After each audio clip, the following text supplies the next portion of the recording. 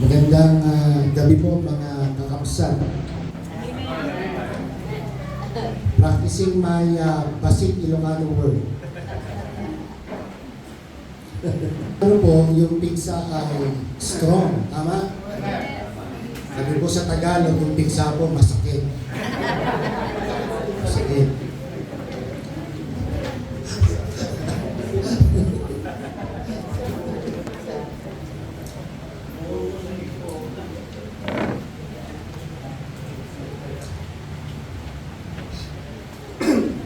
So, ngayong unang gabi po ng 57 NIBC District Convention, I'd like to share to you this message as we look at the screen about developing the press-on attitude. Okay? I do believe it is important for us to understand this message in accordance with your theme. Let us join force together to finish the task faster.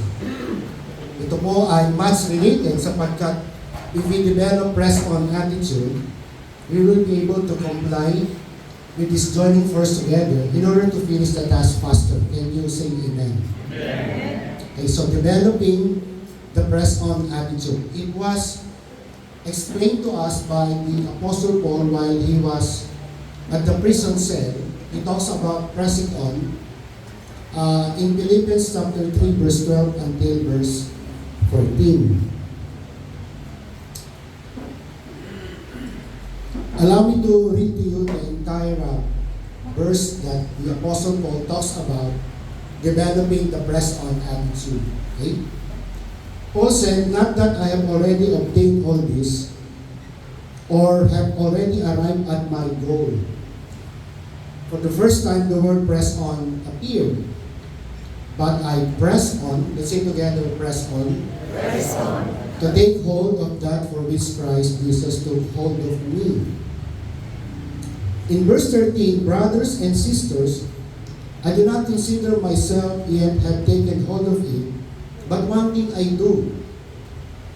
So the principle of pressing on, for the second time, the Apostle Paul had mentioned, forgetting what is ahead or what is behind and straining towards what is ahead.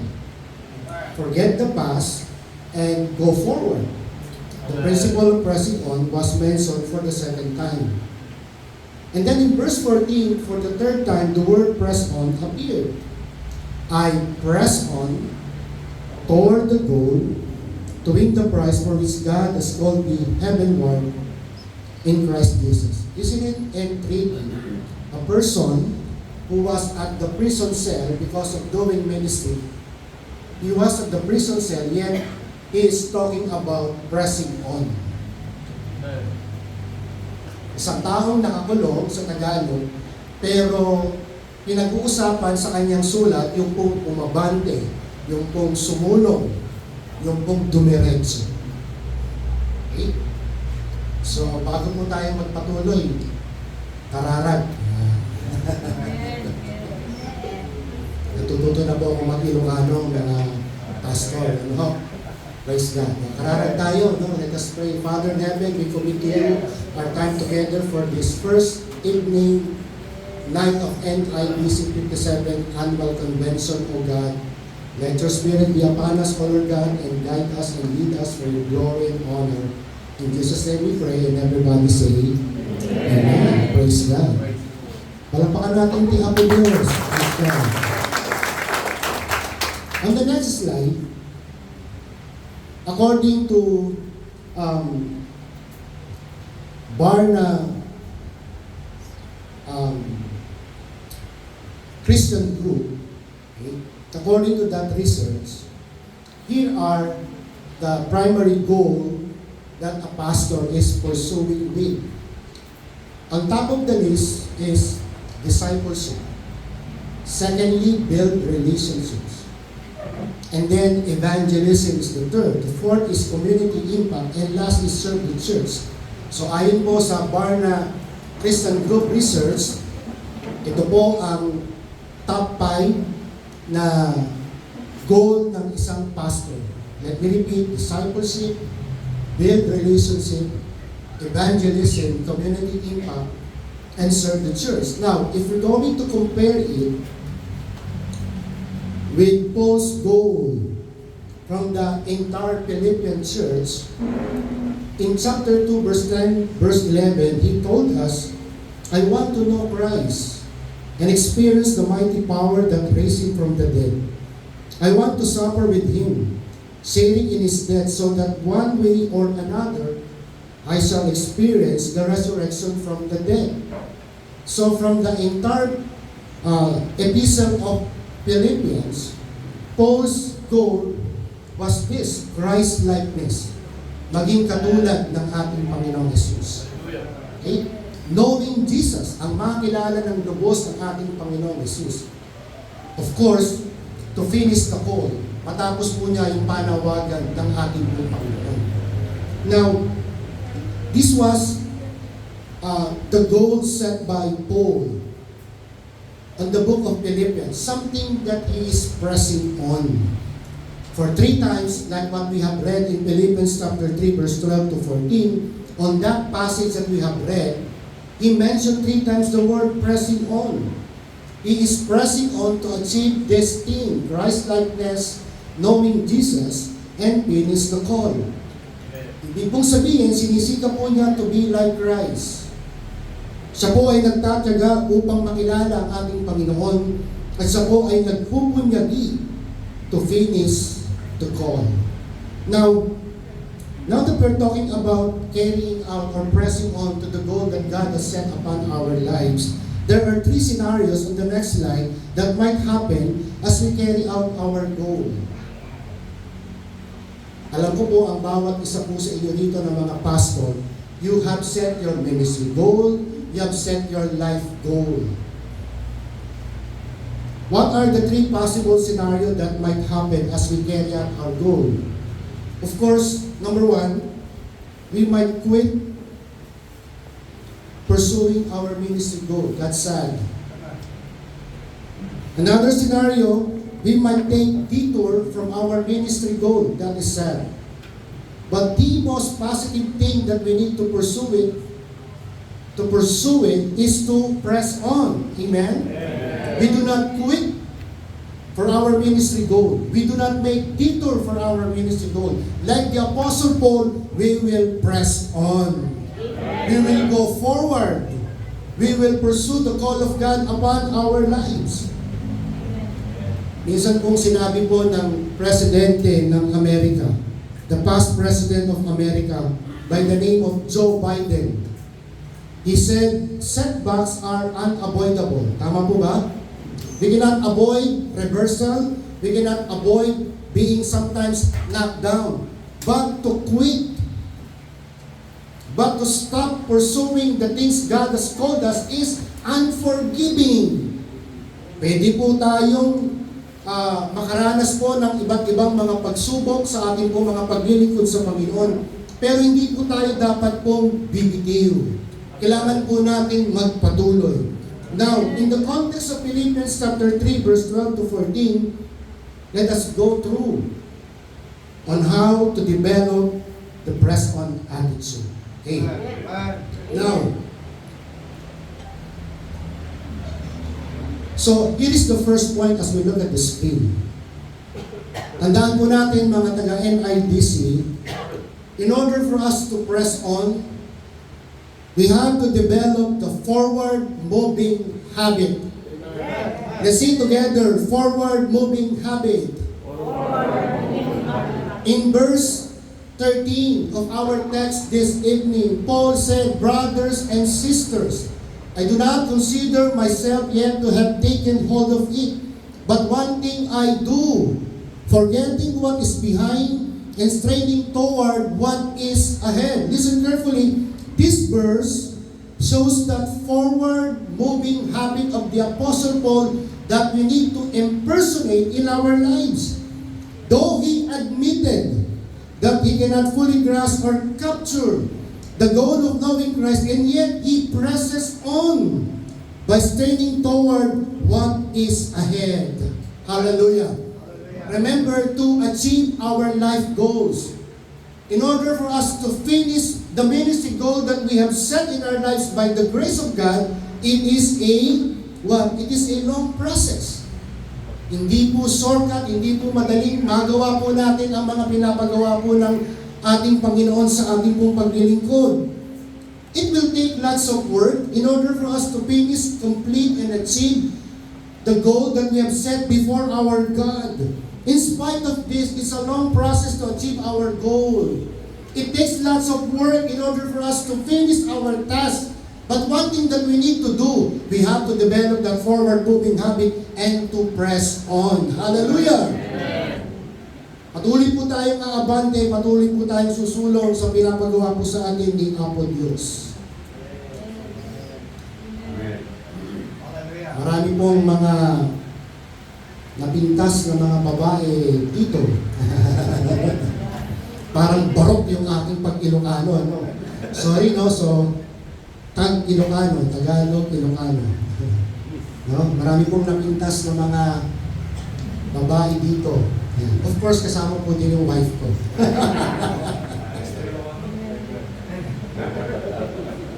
Kilala po natin si Pia Wurzbach, the Miss Universe, our own Miss Universe, and she won the crown 2015, right? Kilala po natin si Pia Wurzbach. If I'm going to show to you her story, you will be amazed that she has a forward-moving habit. She pressed on the things that she desired. Don't you know? So, naging po siyang Miss Universe 2015. 2013, sumali po siya sa Binibining Pilipinas pageant. Ito po yung local pageant that a person should be able to win the Binibining Pilipinas Universe to represent our country to the global pageant. Sundan ba ninyo ako? When Pia Wurzbach, way back 2013, and she competed on the Binibining Pilipinas, she lost. She was just a runner-up. Hindi po niya nakuha yung pagiging Miss Universe Binibining Pilipinas. So, she cannot represent our country to the global universe pageant. Miss Universe pageant. Did she stop pursuing with that desire to be a world-class beauty queen? She did not stop. She did not quit. On the second year, lumaban po sa ulit. In 2014, sumali ulit po siya sa Binibining Pilipinas Beauty Pageant, and ang kanyang placing ay mas worse. Dati runner-up, ngayon top 15 lang po siya. Did she quit? Did she stop? No. As she failed, yet she moved forward. On 2015, finally, she was crowned as Binibining Pilipinas on that beauty pageant. Now she's able to represent our country to the Miss Universe Global, and lo and behold, she won in 2015. She was the one who said, I am confidently beautiful with the heart. 2013, she failed, yet she pressed on. 2014, she failed, yet she pressed on. And finally, the goal that she had set in her life, she was able to fulfill it. So mga magulang, kapatid, develop that forward-moving habit in order for you to have this pressing on perspective in your life. Now, on the next slide, why forward-moving habit is such an important character in order for us to press on? You know, what is done in the past cannot be undone. Do you agree with me? But you have a big chance to make right what is ahead. Sa mga nakaraang buhay mo, marami kang kapalpakan, marami kang mga maling diskarte, hindi na po natin mababago po yun. We cannot undo the things that we did in the past, something that is a mistake or a blunder. But you know what? We have a big chance, amen, to make things right on what is ahead. That's why we need to have a forward-moving habit because we cannot dwell from our past. Alright? Kung talo po tayo at bumagsak po tayo sa nakaraan, hindi na po natin mababago po yun. Pero malaki po ang ating pong potential na ayusin po natin ang mga gagawin po natin sa kinabukasan. So, forward-moving habit. Hallelujah! Forward-moving habit for you to have a press-on perspective in your ministry. Carlos Yulo, in 2020, sumali po siya sa Tokyo Olympic. Hindi po siya nakakuha po ng gold. But in 2024, it was historic for Filipino sports.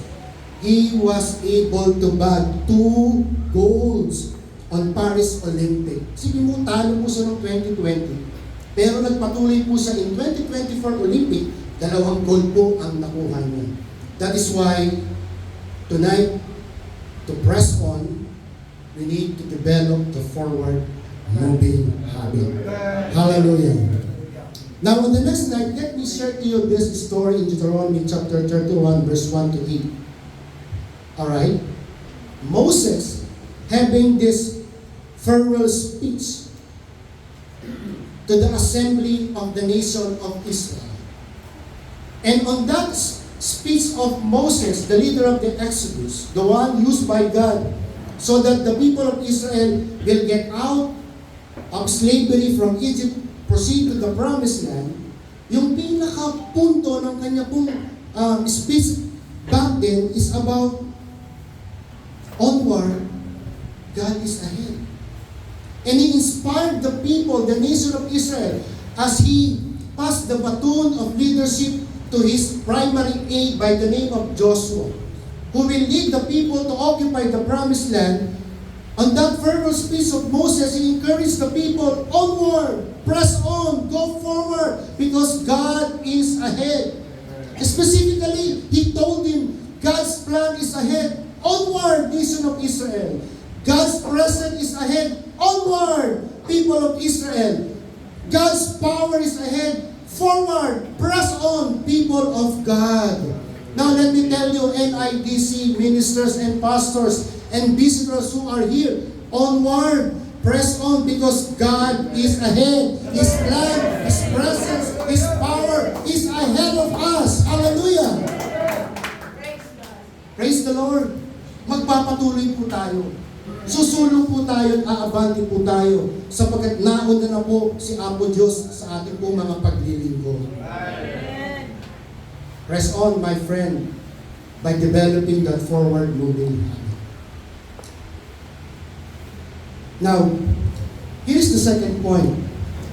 You know what? In order for us to press on, as we look at the screen, we have to develop the winning habit.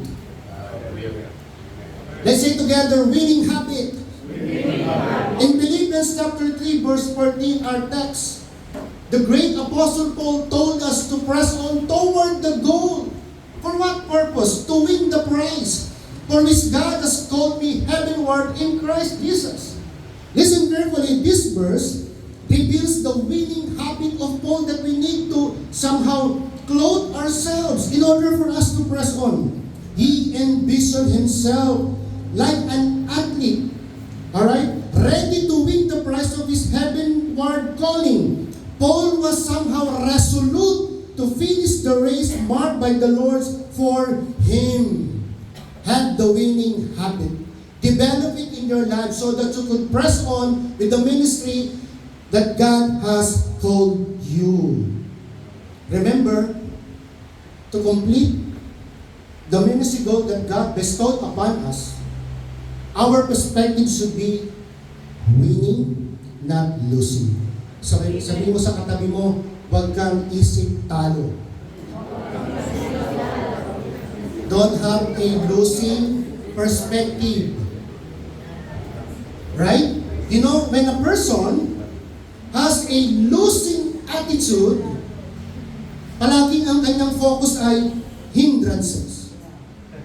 Palaging ang kanyang focus yung kanyang insufficiency. Palagi ang kanyang focus yung kanyang weaknesses. That's losing attitude. It will lead you to nowhere. If that is your perspective, nakikita mo yung kahinaan mo, nakikita mo yung mga balakid, nakikita mo yung mga kakulangan mo, that's a losing attitude. We have to reverse that kind of attitude, that kind of narrative, that kind of perspective into a winning attitude. Amen? You cannot press on if you think losing. You can only press on when you think winning. Nung kumakain po kami sa second floor together with PS, naimas din sila. Ayan, nakakapag Ilocano po ako, ano, mga presby. Naimas tisida. Tama po ba po? Masarap ang ulam.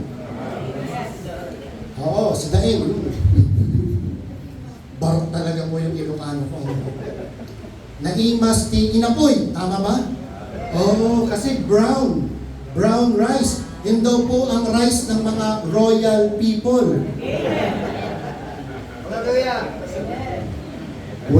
Di nga.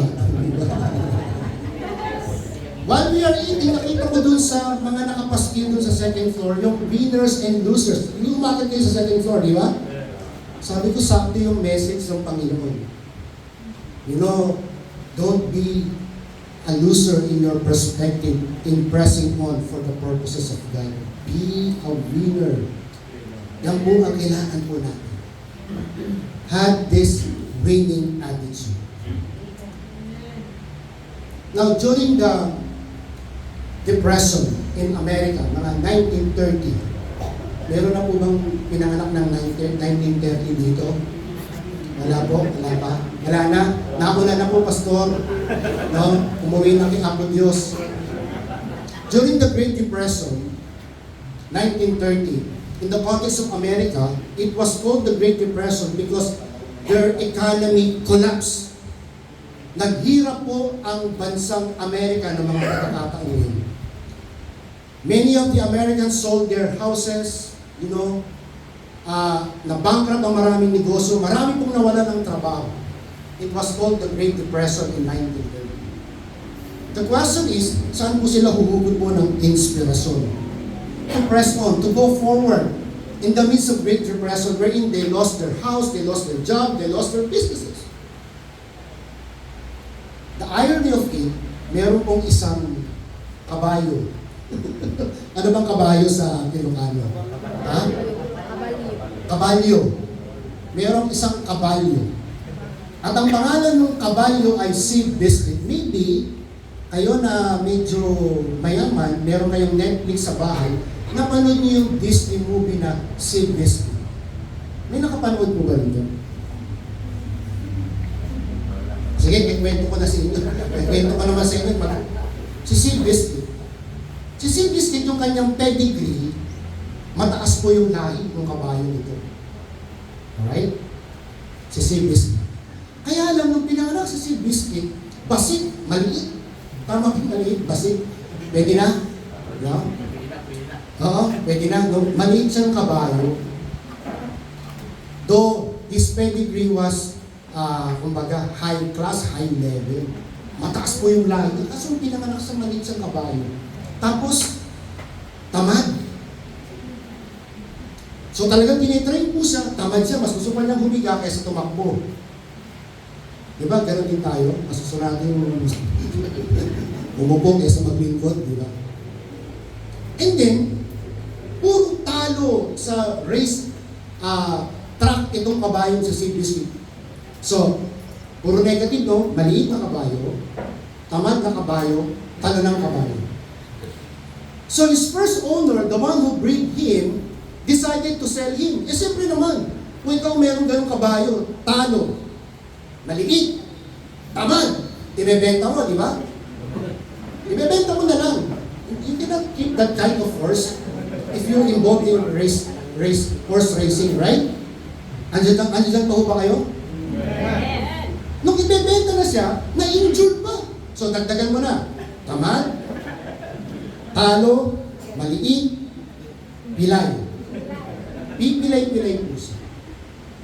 One time, yung kanyang groom or sota, pinapasyal po siya sa racetrack. Iika-ika po si Biscuit. Tapos yung kanyang breathing, so shallow, parang may hika. isang trainer na inutusan ng isang mayamang noong mga panahon ng Great Depression, nagpapahanap ng isang kabayong bibili niya at isasali niya sa karera at gusto niya yung kabayong yun ay magcha-champion. Nasusunod ba ninyo yung irony? Tapos yung trainer na on lookout, naghahanap ng mga kabayong madaling araw, nakakita sa CBC. Pipilay-pilay. Ang hininga ay mababaw na parang may hika. Eh pag inalam niya yung history, talunan, maliit, tamad. Walang ipinanalo po na sa racetrack itong si Biscuit. But when he saw si Biscuit, he saw something about this horse. Ano kaya nakita po ng trainer niya? Dali-dali po siya, pumunta po doon sa kanyang potential buyer ng isang horse na isasali po sa racetrack. Sabi niya, Sir, bilhin natin itong kabayong ito. Bilhin natin itong si Biscuit. Kayo ba bibili niyo si Biscuit? Talunan, pilay, tamad, maliit. So na-convince ng trainer itong potential buyer of a horse. Pinuntahan niya sa kwadra. Pagpunta na sa kwadra, nagwawala pa si Biscuit. So dagdagan mo na, nag-aalburuto, maliit, talo, injured. Nagwawala siya. Sabi niya doon sa trainer, halika nga dito. Bibili mo kabayong ito. Sir, you buy this horse. I saw something in this horse. You know what he saw on that horse? Sabi niya, meron itong winning heart. O talaga? Winning heart. Nagwawala sa CBC. Tinignan yung history, puro talo. Pedigree, maganda, pero maliit. Ano na, may injury. No sir, bilhin po natin sa CBC. To cut the story short, they bought CBC. And they begin to train CBC.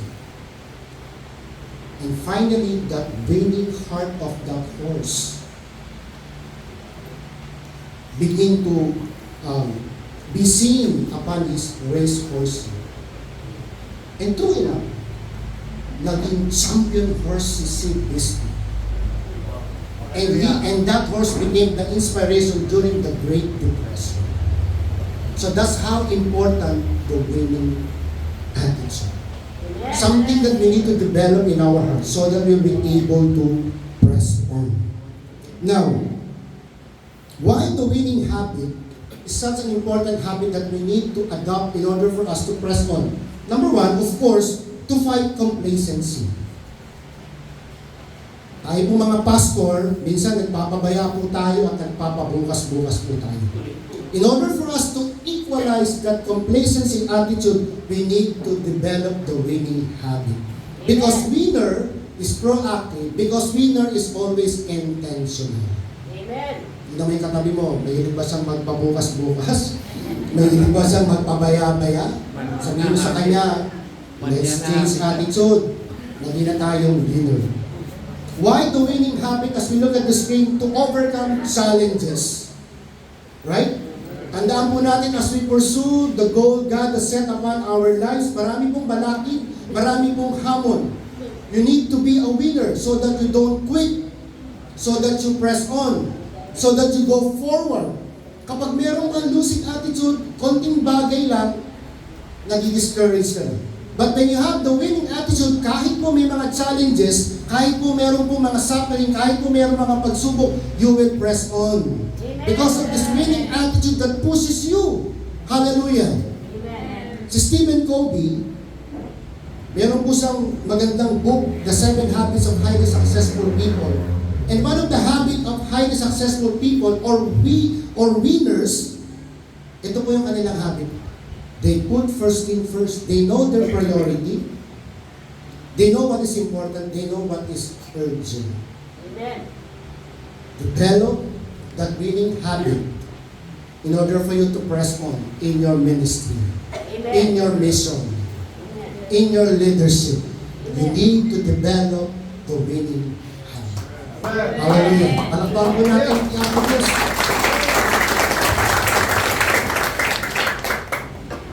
Now, in 1 Corinthians chapter 9, verse 24 to 26 on the next slide, here, Paul uses the analogy of an athlete. It's so important to use this analogy of an athlete that we need to follow in our life, faith, and ministry. At binigyan din po niya, like the winning athlete, we have to be like a trained athlete, to be a winning athlete. Siyempre, kapag ka po trained athlete,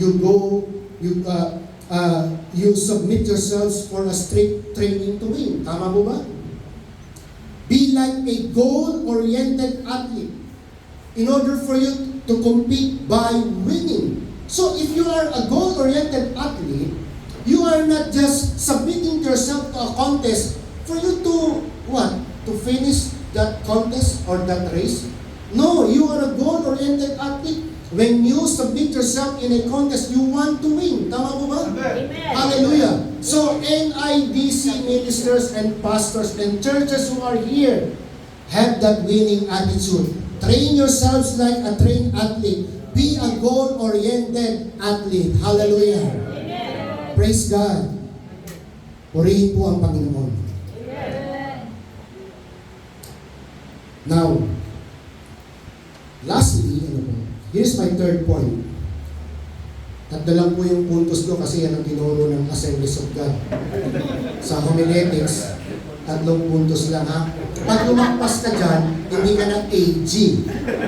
Presbyterian ka na, Baptist ka na, hindi mo, joke lamang po. Pastors and leaders who are here on our first night of this great celebration, to press on, you need to develop the purpose-driven habit. Can you say amen? Amen. Let's say together, purpose-driven habit. Purpose-driven habit. In verse 12, Paul said, not that I have already obtained all this or have already arrived at my goal, but I press on to take hold of that for which Jesus took hold of me. Listen carefully, mga pastor. This verse indicates the purpose-driven habit of this Apostle Paul. He was fully aware about the purpose of his life, about the purpose of his calling, that he must obtain and accomplish. You know what? As we pursue life goals, as we pursue ministry goal, as we press on for our ministry goal, do not get sidetracked. Alright? Do not be derailed. You have to remain purposeful in the pursuit of your purpose in life, faith, and ministry. You need to develop the purpose-driven habit. Hallelujah. Amen. Mahalaga po yun. Amen. Such an important thing. Kailan po natin si Michael Jordan? Ayan. Kailan po natin si Michael Jordan? 6-time NBA champion. Michael Jordan. Wala pong hindi nakakakilala po kay Michael Jordan. Meron pong documentary film na pinalabas po sa Netflix. Puro Netflix yata yung story ko. Conservative ba naman ang Assemblies of God? No, sorry. Kasi maraming kabataan. Tuwan-tuwa naman po sila. Yan nyo, bukas si Katy Perry naman ang evento ko sa akin. Diba si Beyonce? Michael Jordan, 6-time NBA champion. Last season po niya, 97-98. So meron na po siyang 5 championship prior to the 97-98 NBA season. It was documented. And the title of that documentary film ay Last Dance. Napanood niyo po ba yun, mga boys? Ako lang talaga nakakaalam ng mga story ko, no? Kwento ko po sa inyo, si Michael Jordan.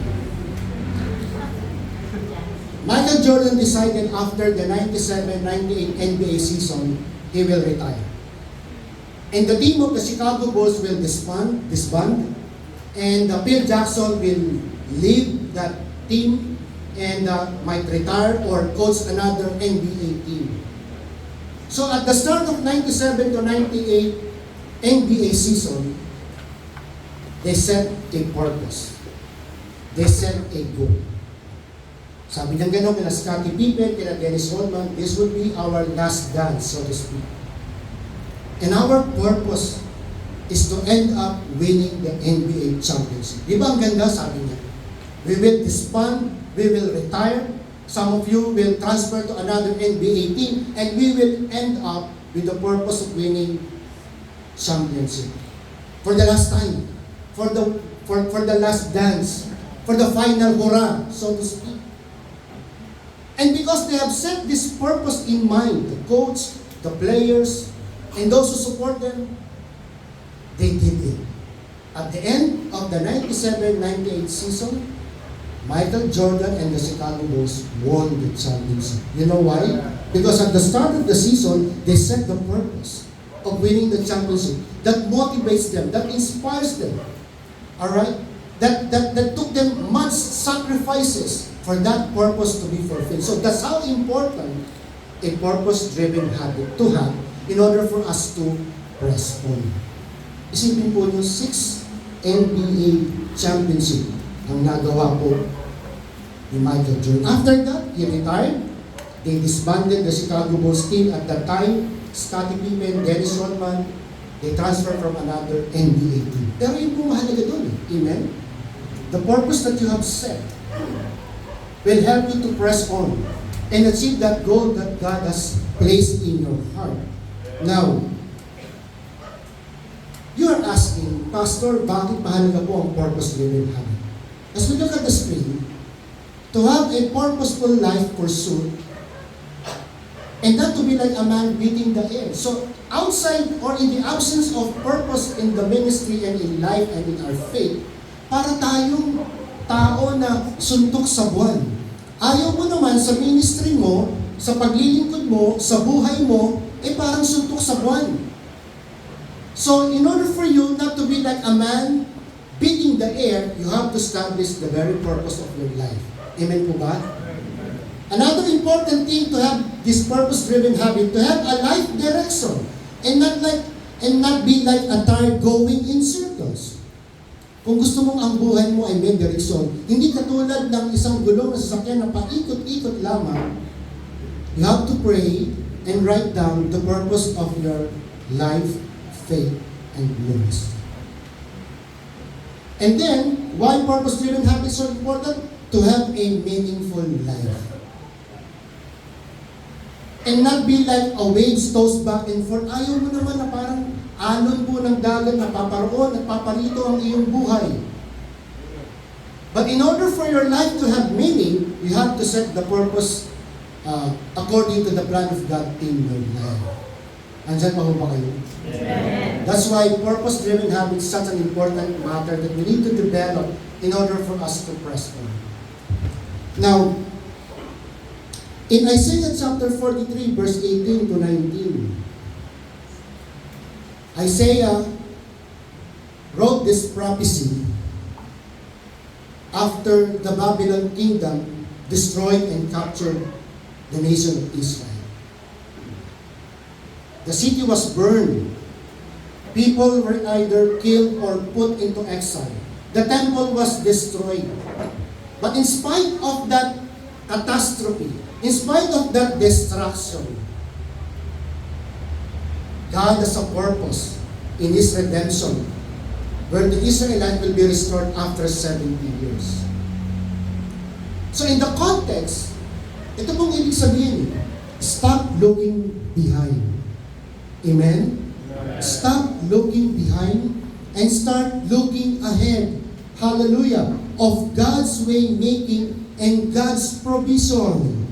Imagine in that prophetic sequence of the verses in Isaiah chapter 43 verse 18 to 19. God is the way maker because He will make a way out of the wilderness.